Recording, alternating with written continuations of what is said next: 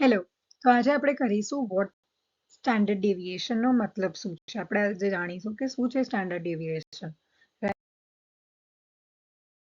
Standard deviation શું છે? Standard deviation એક એવો નંબર છે જે આપણને કહે છે કે આપણી વેલ્યુઝ એક ડેટા સેટમાં કેટલી સ્પ્રેડ આઉટ છે, કેટલી ફેલાયેલી છે, એટલે મીનથી કેટલી દૂર છે. ઓકે, બે ટાઈપનું હોય સ્ટાન્ડર્ડ ડેવિએશન. એક હોય સ્મોલ સ્ટાન્ડર્ડ ડેવિએશન. જ્યારે અગર સ્ટાન્ડર્ડ ડેવિએશન નાનું હોય એનો મતલબ શું છે કે મીનથી આપણો જે એવરેજ છે એનાથી આપણે જે ડેટા કલેક્ટ કર્યો છે એ ડેટા પોઈન્ટ્સ જે છે ને એ નજીક છે, એટલે વેરિએશન ઓછું છે. વેરિએશન એટલે શું કે ડિફરન્સ ઓછો છે, રાઈટ? નજીક નજીક છે વેલ્યુ. લાર્જ સ્ટાન્ડર્ડ ડેવિએશન એટલે ડેટા પોઈન્ટ્સ જે છે એ વધારે વાઇડ રેન્જમાં સ્પ્રેડ આઉટ છે, એ વધારે વાઇડ છે અને વધારે વેરિએશન છે, એટલે મીન જે છે આપણા એવરેજથી વધારે દૂર છે. બરાબર? આપણે એક એક્ઝામ્પલ કરીએ. ઇમેજિન કે તમે અને તમારો જે ફ્રેન્ડ છે એ કોઈ મેથ ટેસ્ટ લો છો અને આ સ્કોર છે. ઓકે, ગ્રુપ 1 ના સ્કોર શું છે? 80, 82, 79, 81 ને 83. અને ગ્રુપ 2 ના સ્કોર શું છે? 60, 90, 75, 85 ને 70. આપણે ક્લિયરલી જોઈ શકીએ છીએ કે આ ગ્રુપ 1 ના સ્કોર નજીક નજીક છે. બરાબર? અને આ ગ્રુપના થોડા દૂર દૂર છે. આપણે માનીએ કે એવરેજ જે મીન છે આપણો એ 81 છે. બરાબર?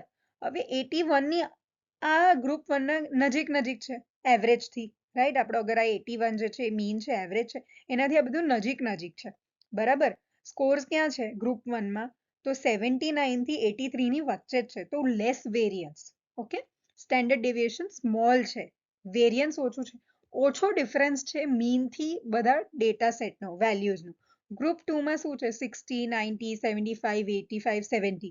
ઓકે, આમાં પણ આપણું એવરેજ શું છે? 81 છે, પણ આમાંથી સ્કોર કેટલા દૂર દૂર છે, કેટલા સ્પ્રેડ આઉટ છે, વેરિએશન બહુ છે, બહુ ડિફરન્સ છે. બરાબર? જેવી રીતે 60 કેટલું દૂર થઈ ગયું 81 થી. બરાબર? તો એવી રીતે જે વેરિયન્સ છે ને એ બહુ છે. તો અહીંયા આપણે ગ્રુપ 2 માં શું કહીશું કે લાર્જ સ્ટાન્ડર્ડ ડેવિએશન છે. કેમ? કારણ કે સ્કોર્સ જે છે વધારે ફેલાયેલા છે મીનથી, વધારે સ્પ્રેડ આઉટ છે. ઓકે, હવે આ આપણો ફોર્મ્યુલા છે સ્ટાન્ડર્ડ ડેવિએશનનો, જેમાં એક્સ નો મતલબ શું છે કે દરેક ડેટા પોઈન્ટ જેટલા પણ આપણે સ્કોર, જેવી રીતે 80, 81, 90, 70, 65, એ સ્કોર એક એક સ્કોર આવશે. એક્સ બાર શું છે? એવરેજ છે ડેટા સેટનો, જે હતો આપણો 81. એન શું છે? Number of data points. કેટલા સ્કોર્સ હતા? 5 હતા, તો એન આપણો 5 હશે. જેટલા સ્કોર્સ ભેગા થયા એટલાનો ટોટલ, એટલે 5 સ્કોર હતા. બરાબર? તો 5. અને આ છે સમ, સિગ્મા એટલે સમ. ઓકે, અને આ એક્સ માઇનસ મીન. તો આપણે આમાં શું કરીએ કે sum into each data point minus the mean અને એનું સ્ક્વેર કરી દેવાનું. Okay, divide by n minus 1. એ આપણી સ્ટાન્ડર્ડ ડેવિએશન છે.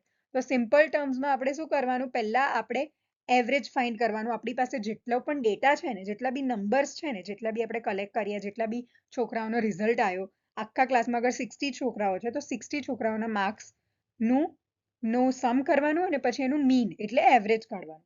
પછી દરેક માર્કને એ મીન જોડે માઇનસ કરવાનો. આપણો મીન શું આવ્યો? 81. સપોઝ કોઈ છોકરાનો સ્કોર આવ્યો 60, તો 60 માઇનસ 81 કરવાનું.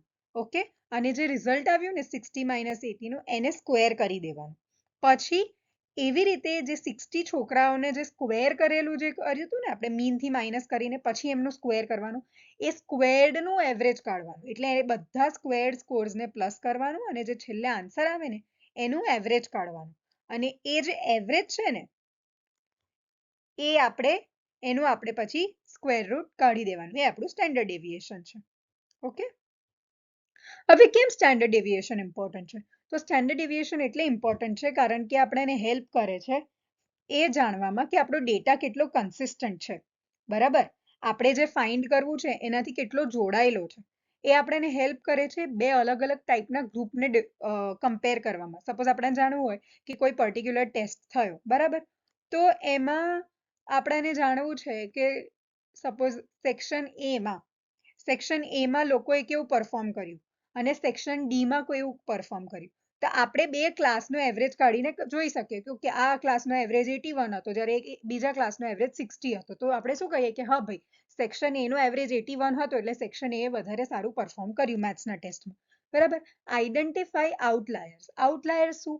કે એવા પોઈન્ટ જે મીનથી બહુ જ દૂર હોય.